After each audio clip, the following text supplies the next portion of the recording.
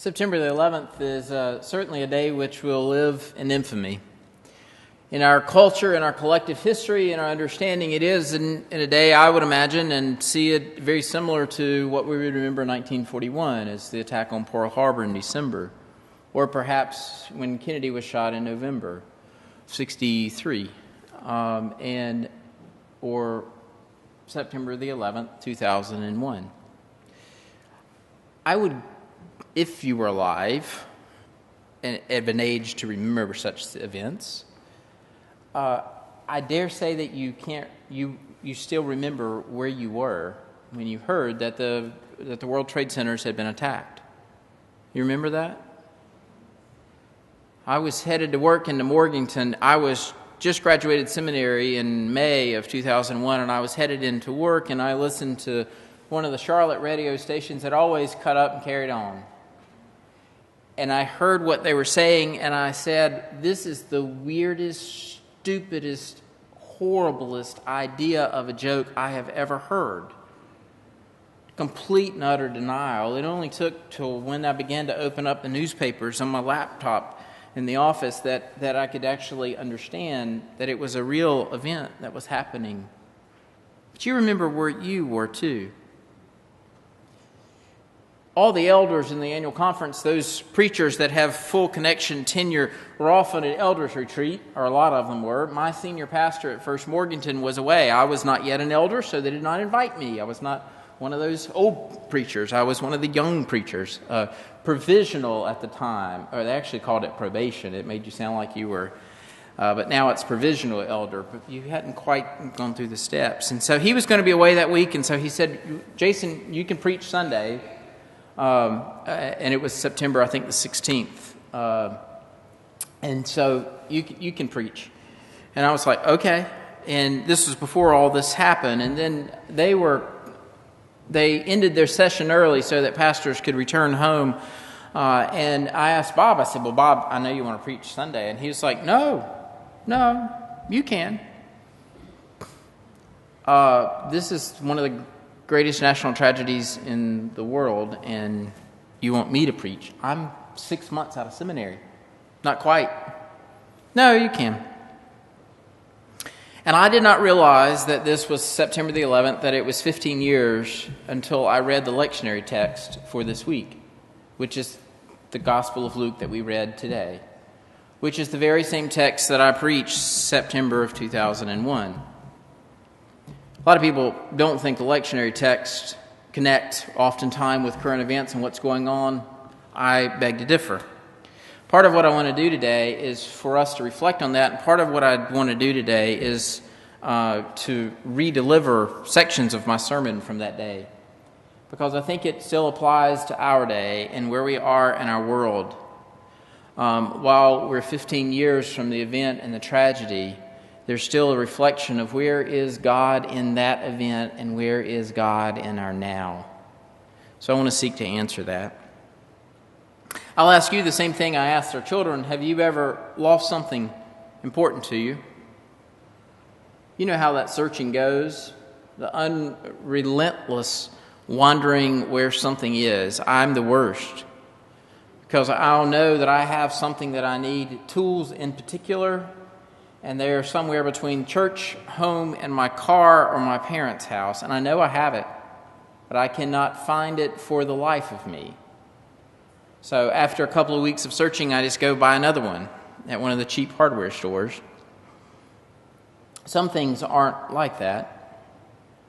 Some things can't just be bought off the shelf and replaced. And even if you can find some kind of like substitute, it's not the same thing. My mom, after Mom and Dad had been married about 20 years, looked down one morning and discovered that her diamond from her engagement ring was gone. It had suddenly disappeared. It had fell out on its own. Wrong hand. She couldn't find it. Of course, she starts searching. She doesn't want to tell my father because she doesn't want Dad upset about it. So she goes looking through the house, and this goes on for a week or so. My mom's pretty strong stuff, without saying anything to anybody. It's very small. You didn't hardly miss it. It was very small in her hand, and it had always been her diamond. She finally decides she has to tell my dad. She tells him, that she's lost it. She's looked everywhere she knows to look for it. It must have washed down the drain. It must have been lost in some parking lot. It had to be somewhere. My father, being my father, says, well, it wasn't that great of a diamond anyway. It was bought when we were young and when we were really poor, and that was all that I could scrape together to get. So we'll get you a new one. We've been married a long time. We'll just get you a new one, a bigger, a better diamond, like our love that's grown over the years, something like that. He didn't say that. That's what he meant. My dad's not a talker for the most part. If he starts talking, you better start listening. It's either going to be really out there or really, really, really good and powerful. But she said, it would be nice, yes, but it's not the same. It's not the diamond. It's not the treasured piece that I have always had. Months go by and a new diamond's bought, fitted, and worn all the time. It's almost as if it's all forgotten, but yet somewhere in the back of her mind, it's still there. She's still looking. She's still searching. One night late, she's doing a load of laundry, probably for me, for something I had to wear to school the next day. And she sees this little glistening something underneath the edge of the washing machine. She thinks it's just some button or maybe a quarter of the edge of the shiny quarter that's been washed several times. And then she sees that it's a little piece of glass, she thinks, and suddenly she realizes it's the diamond. It's her diamond. Dad has woken up at midnight or whatever time it was. I found the diamond. I found the diamond, in great celebration. It's a true celebration. It's sort of like this text. Jesus tells a parable about 99 sheep or 100 sheep, and 99 of them are safely gathered in, and the shepherd goes off and finds the one, searches diligently, calls his friends together when he returns to celebrate the fact that one sheep, 1% of the fold, has been found. Any business in America, in our world, and in our lives, when we only lose 1% of whatever, it's not really that big of a deal. But for the shepherd, it was with this sheep. This lady has 10 coins. We don't know if they're, silver dollars want to be, or if they're the smallest pennies. We don't know that. It doesn't say that. But for that one coin, she tears the house apart. You know how it is. Everything is searched through. And she, unlike me, doesn't go to the store and try to find another one. She just keeps searching and searching and searching until she finds it. She calls her friends and she celebrates. Some of you who maybe are the read ahead group knows that these are the two parables that lead into the parable of the prodigal son. The father who accepts the son back home throws a party and celebrates. The father's search is ended. The son's safely home. I'm going to mention 3 words. Picture in your mind what searching means with these 3 words. World Trade Center and Pentagon, Pennsylvania, where Flight 93 was grounded. Most of us can remember images from that event. Some of us can remember the cross that somehow was formed out of the steel beams that's in the museum in Washington, D.C. and seen all over the news. Others of us have friends or families or know of something that went on in those days just after September the 11th. This is actually a quote from my sermon in 2001. For this day and for months and years, I dare say, we will know what searching is as a result of these terrorist activities. We have all seen the pictures of destructions. We have seen the rubble left behind.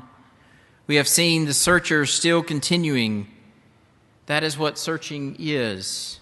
Our understanding of the word searching is different than it would have been last week this time. I dare say that our whole world and our own life will never, ever be the same as a result of this week.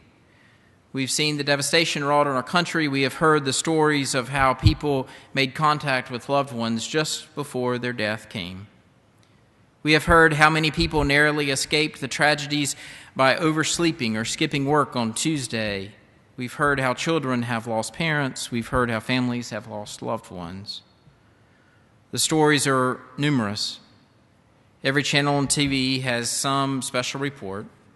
Many of the radios have changed their formats to purely talk and news. Tragedy seems the only thing that's happening in our world. But is it only applicable to 2001, or does it still continue on in 2016? The question, what has been happening in our world, is shouted from every street corner. And then there are the questions, where is God in all of this pain? How can God let this happen? I remember Peter Gomes, just after this, always referred to it as that the church is filled up. People were hanging from the rafters. Somehow that subsides over time, and we return back to our same old, same old. It's kind of, sort of, in human nature somehow. And all of us, we think that we're the good side. We're those who will share love and share hope and share peace and share mercy with others. But somehow the difficulty of our human nature comes into play. There's an old Jewish teaching story of a farmer who God came to late in the night and said, I will grant you 3 wishes. And the farmer was very, very excited. But God said there's only one condition. Everything that I give to you, I will give to your neighbor down the street double. The farmer said, oh, well, this is still pretty good. So the farmer wished for 100 cattle.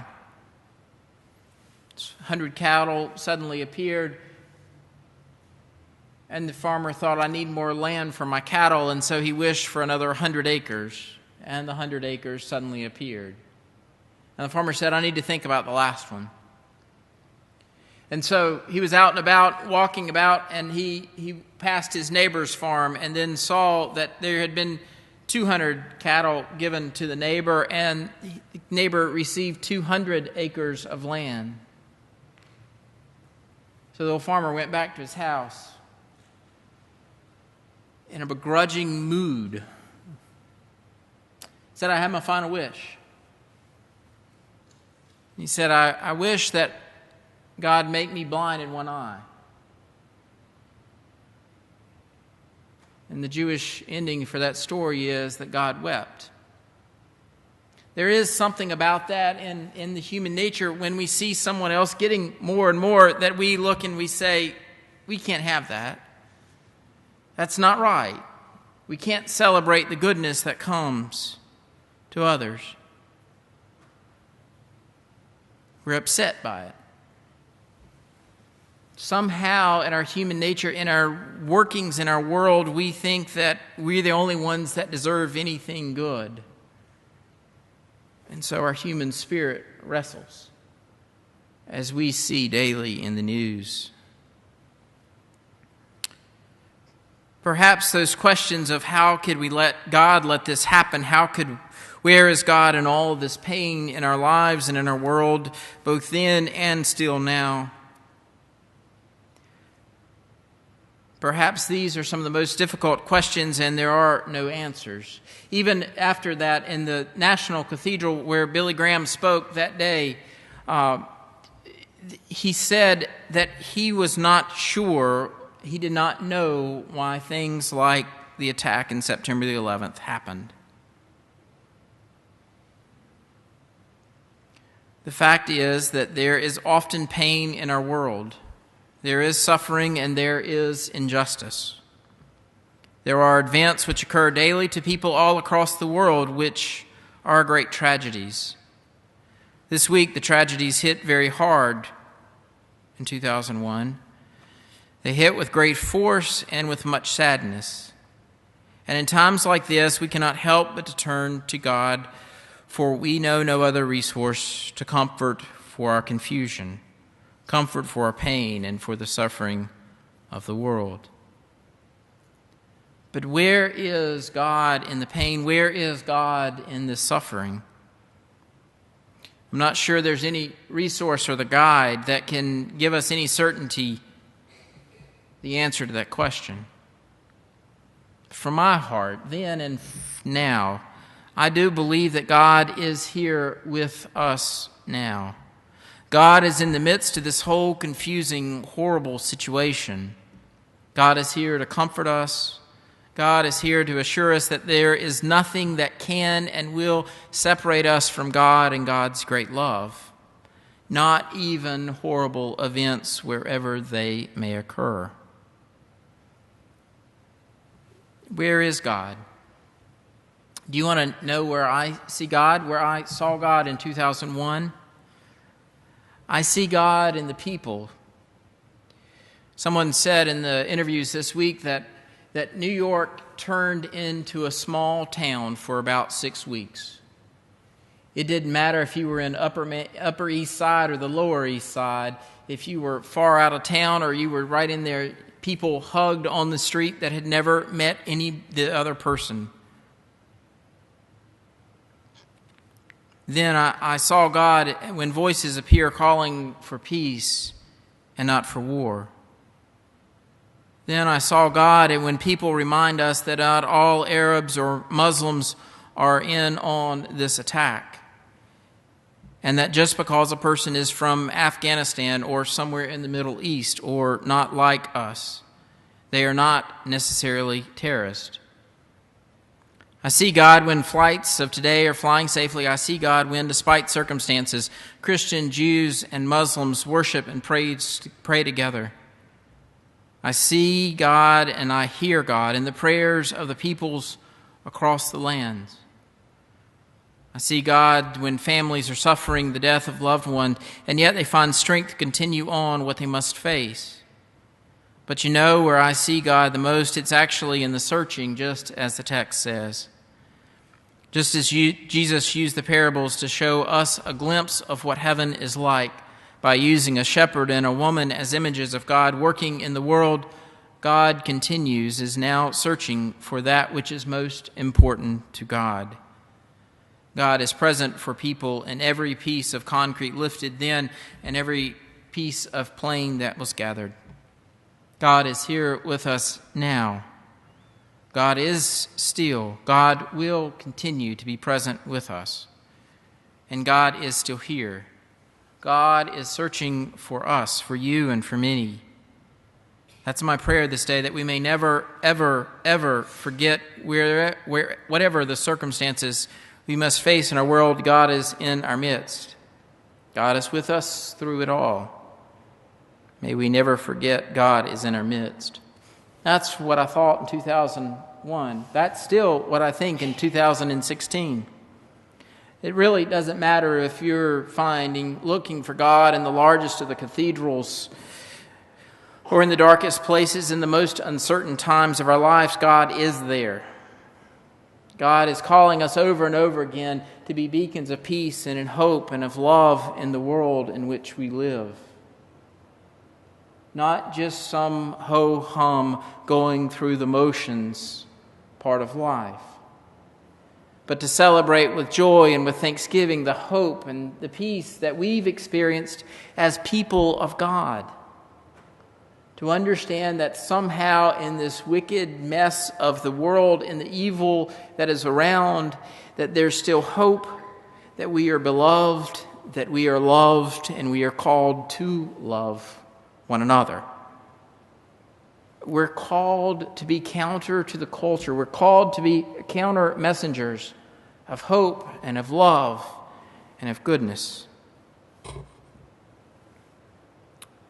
One commentator suggested that part of what we're called to do is to take the message of Jesus of love into the world for people who are too afraid or angry to come to the table and listen, to come together. You know, for many of us, when we go by and we see this beautiful facade that is College Place Church's building, we're in awe. There's something that is magical. There's something mysterious. There's something that it is like no other place. It's a place where we can worship God. There's a difference in it. It stands for something different in a contrary world. And yet for others, these brick walls, these tall towers, these stained glass windows are places of uneasiness. Places where instead of welcome and warmness, they experience judgment, or they not experience necessarily, but they perceive a judgment. It's not what God calls us to do. God not only invites us to invite others to experience this love of God, but also calls us to take it out into the world in which we live, into the places where we go. It's part of the reason I'm glad we're headed Saturday to the Pride Festival, to welcome people to church, just to invite people to church, regardless of where they are. Maybe just a little beacon of hope in a place where they only think religion is about hatred, condemnation.